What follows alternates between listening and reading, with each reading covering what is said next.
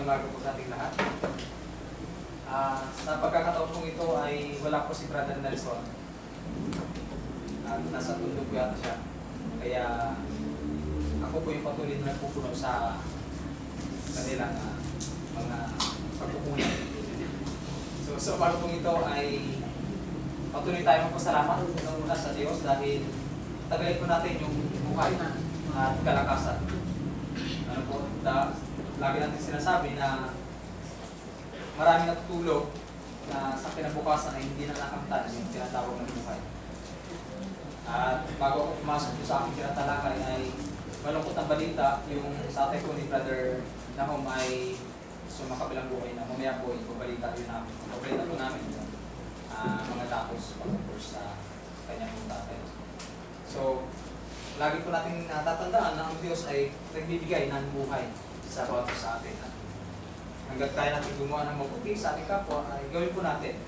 Dahil yung buhay, hindi natin alam kung hanggang kailan tayo mananatili sa mundo kong ito. Yung iba nga, walang karamdaman. Yung iba na kumain lang, dinangungot.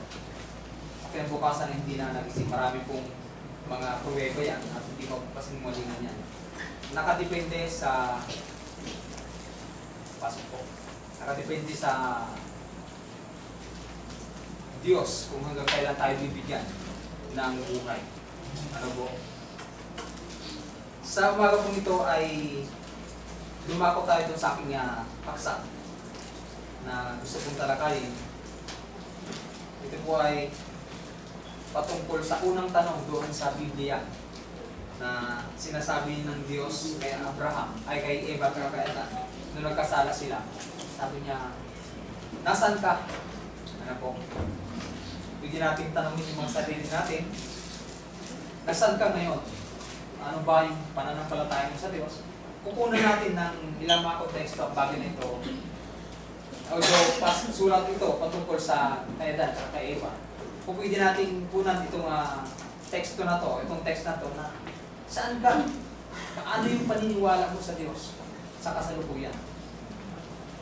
Ang nanasampalataya na pa natin o ano ba yung tama na pananampalataya na itinuturo ng banal na kasulatan dahil ang pag-uusapan mo natin ay pananampalataya ang Diyos, walang iba tayong ibang bubuklatin kundi ang Biblia.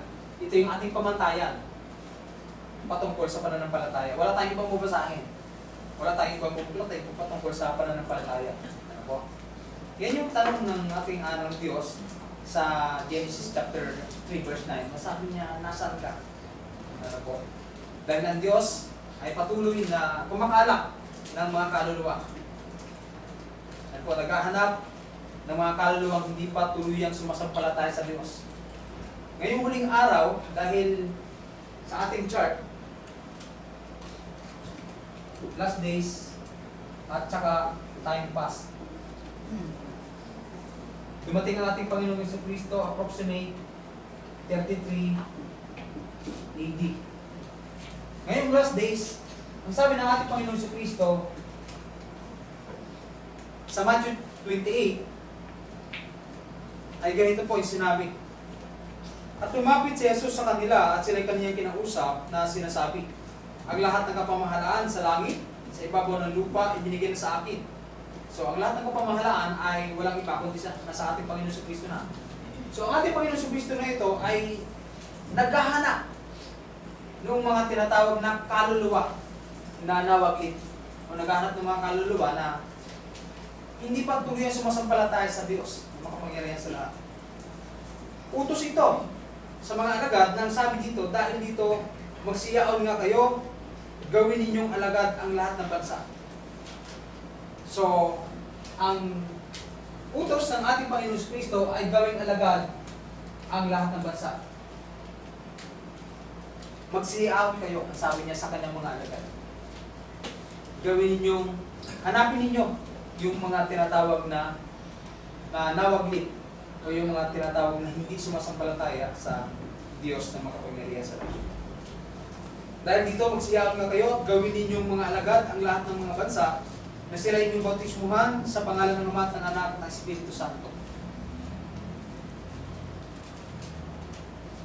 May nagbigay po ako ng mga ilang halimbawa dito na doon sa mga taong naghahanap ng masinti sa Diyos. At yan po yung mga halimbawa, si Haring David. Ang sabi po dito, nang iyong sabihin, hanapin ninyo ang aking mukha. Ang aking puso ay nagsabi sa iyo, ang iyong mukha, Panginoon, ay hahanapin ko. Si Haring David ay patuloy na naghahanap sa Diyos. Ano po? Ano yung punto natin dito? Tayo ba sa ating buhay, minsan nasasabi natin, kailangan kong hanapin yung tunay na Diyos. Ano po? Dahil ito, sa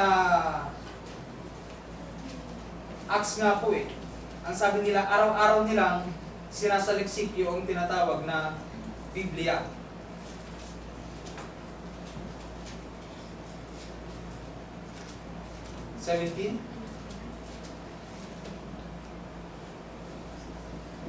Ayun. Ngayon lalong naging mararangal ang mga ito kaysa mga taga-Tesalonica, sapagkat tinanggap nila ang salita ng buong pagsisikap at sinisiyasat araw-araw ang mga kasulatan kung tunay ang mga bagay na ito. So, kung pwede natin sabihin sa mga sarili natin o tanawin yung sarili natin, hinahanap mo ba yung Diyos? Ano po? Yung tunay ng Diyos, sapagkat ang ating sinasampalatayan naman po ay yung Diyos ni Abraham,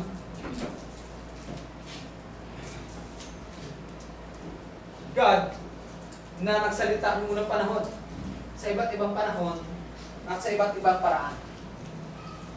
Ano po? Yan yung Diyos na makapangyarihan sa lahat. Na may lalang ng lahat ng mga bagay pati ng ating mga buhay. Ito yung ating hanapin. Na naghahanap, patuloy na naghahanap sa huling panahon ng mga kaluluwa. Ano po? Ang sabi dito sa awit 63:1, O Diyos, ikaw ay Diyos ko.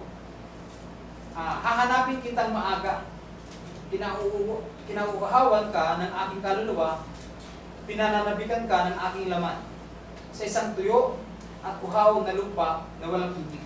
So malalim yung pagkabanggit ng salmo na to, ng awit na ito, na kahit si Haring David, yung sulat ni Haring David ay patuloy na hinahanap yung tunay na Diyos. Pangalawang example, si Ezekias. Ano po? Ang sabi, at sa bawat gawain na kaniyang pinasimulan sa paglilingkod sa buhay ng Diyos at sa kautusang sa mga utos upang hanapin ang kaniyang Diyos. So ang Diyos na ito na nagsalita mula kay Abraham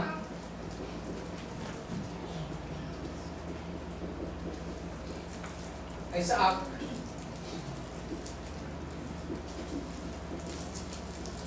at Jacob,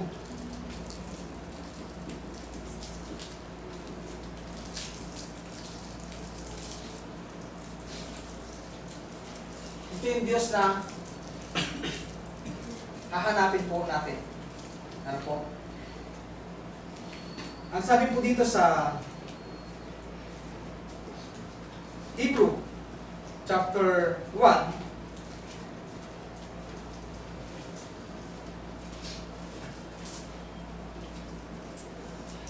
ang Diyos na nagsalita noong unang panahon. Dito pa sa Genesis. Dahil ang part ko na ito ay Genesis. Ang sabi dito, ang Diyos na nagsalita noong unang panahon sa ating mga magulang sa iba't ibang panahon at sa iba't ibang paraan. So, iba't ibang panahon po ito, nasa 1000 AD, 1580, and 2000 AD. Wala naman pong ganun nakalagay sa banal na kasulatan. Nilagay po yan ng mga eskolar upang makita yung timeline ng tinatawag na Biblia. Ang sabi ng Diyos na ito, na nagsalita noong unang panahon sa ating mga magulang sa iba't ibang panahon at sa iba't ibang paraan, sa pamamagitan ng mga propeta, ay nagsalita sa atin sa mga huling araw na ito, sa pamamagitan ng kanyang anak na siyang itinalaga na tagapagmana, ay nagsalita sa kanyang anak.